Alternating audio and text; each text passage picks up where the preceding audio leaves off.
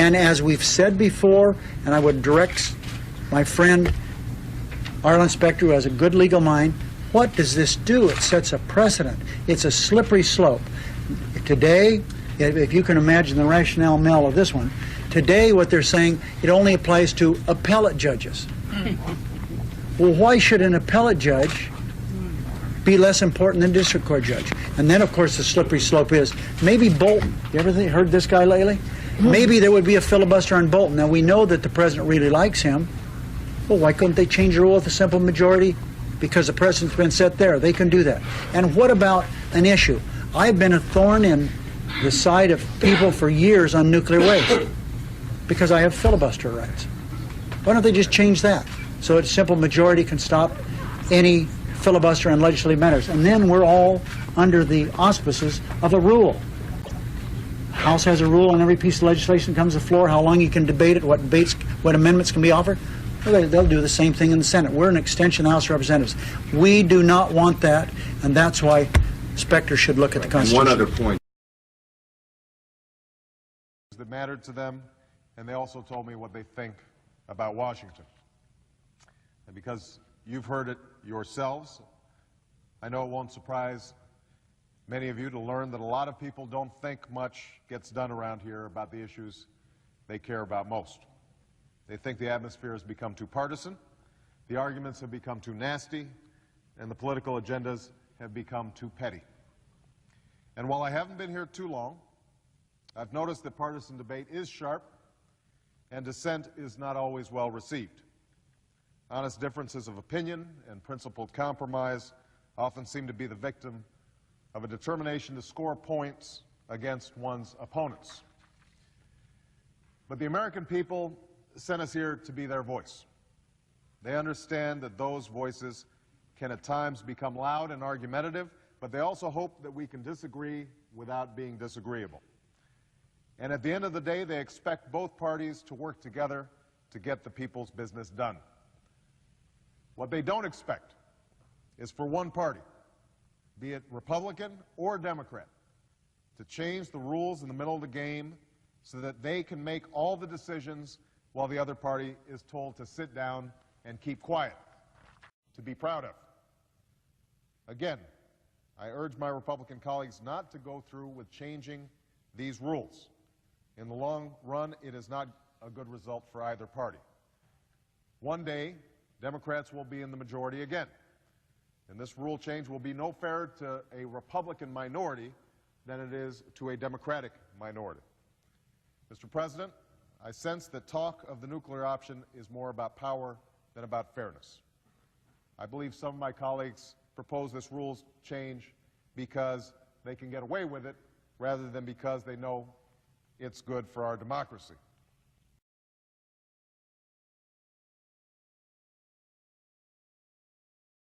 Good afternoon, everybody. It's no secret that the American people have probably never been more frustrated with Washington, and one of the reasons why that is that over the past 5 years we've seen an unprecedented pattern of obstruction in Congress that's prevented too much of the American people's business from getting done. All too often we've seen a single senator or a handful of senators choose to abuse arcane procedural tactics to unilaterally block bipartisan compromises or to prevent well-qualified, patriotic Americans from filling critical positions of public service in our system of government. Now, at a time when millions of Americans have desperately searched for work, repeated abuse of these tactics have blocked legislation that might create jobs. They've defeated actions that would help women fighting for equal pay. They've prevented more progress than we would have liked for striving young immigrants trying to earn their citizenship. Or it's blocked efforts to end tax breaks for companies that are shipping jobs overseas. They've even been used to block common sense and widely supported steps to protect more Americans from gun violence, even as families of victims sat in the Senate chamber and watched. And they prevented far too many talented Americans from serving their country at a time when their country needs their talents the most. It's harmed our economy, and it's been harmful to our democracy. And it's brought us to the point where a simple majority vote no longer seems to be sufficient for anything, even routine business, through what is supposed to be the world's greatest deliberative body. Now, I realize that neither party has been blameless for these tactics. They've developed over years, and it seems as if they've continually escalated. But today's pattern of obstruction, it just isn't normal. It's not what our founders envisioned. A deliberate and determined effort to obstruct everything, no matter what the merits, just to refight the results of an election, is not normal. And for the sake of future generations, we can't let it become normal. So I support the step a majority of senators today took to change the way that Washington is doing business, more specifically the way the Senate does business.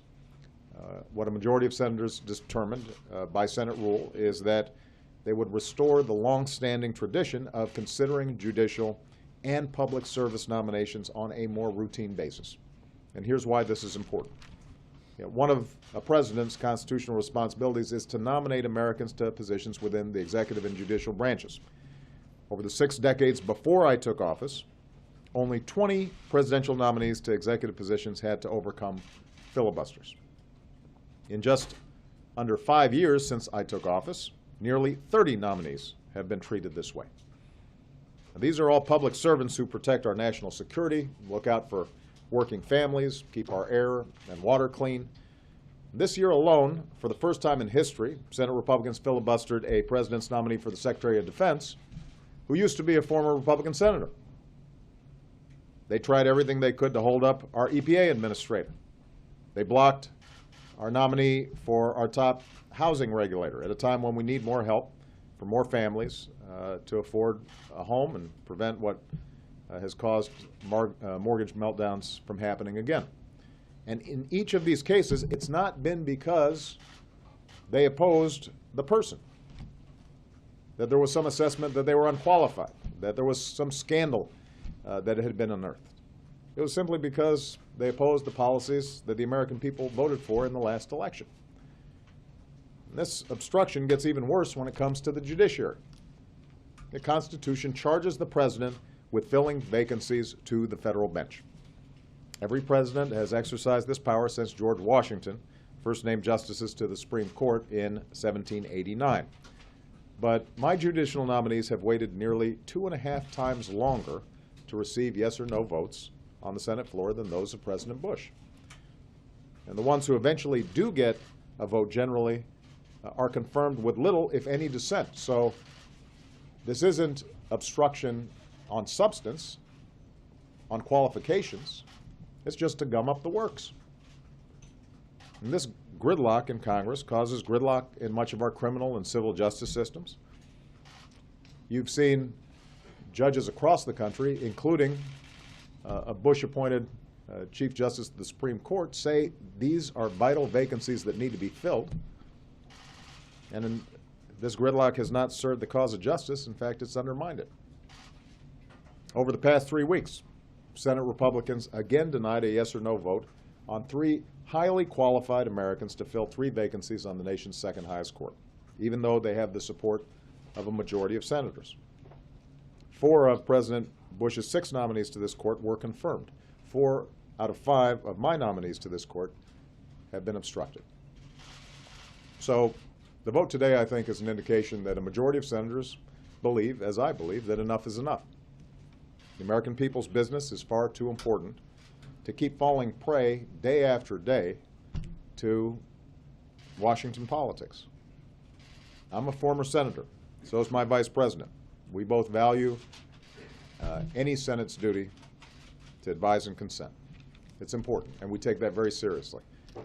But a few now refuse to treat that duty of advise and consent with the respect that it deserves. It's no longer used in a responsible way to govern.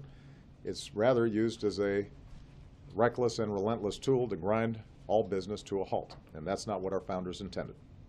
And it's certainly not what our country needs right now. And I just want to remind everybody, what's at stake here is not my ability to fulfill my constitutional duty. What's at stake is the ability of any president to fulfill his or her constitutional duty. Public service is not a game, it is a privilege, and the consequences of action or inaction are very real. The American people deserve better than politicians who run for election telling them how terrible government is and then devoting their time in elected office to trying to make government not work as often as possible. Now, I want to be clear. The Senate has actually done some good bipartisan work this year. Bipartisan majorities have passed common sense legislation to fix our broken immigration system and upgrade our courts, our ports. It's passed a farm bill that helps rural communities and vulnerable Americans. It's passed legislation that would protect Americans from being fired based on their sexual orientation. So we know that there are folks there, Republican and Democrat, who want to get things done. And frankly, privately, they've expressed to me their recognition that the system in the Senate had broken down, and what used to be a sporadic exercise of the filibuster had gotten completely out of hand. I believe, I'm confident that that spirit will have a little more space now. I want us to make sure that we can do more work together to grow the economy and to create jobs. And if there are differences in the Senate, then debates should be had. People should vote their conscience. They should vote on behalf of their constituents. But they should vote. That's what they're there to do. And ultimately, if you've got a majority of folks who believe in something, then it should be able to pass. You know, Americans work hard, they do their jobs, and they expect the same from everybody who got sent here. And as long as I have the privilege of being in this office, I'll keep working as hard as I know how to make sure that the economy is growing and we're creating good jobs and we're widening prosperity and opportunity for everybody. And I know that that's what the majority of folks in the Senate believe as well. But the gears of government have to work. And the step that the majority of senators took today, I think will help make those gears work just a little bit better.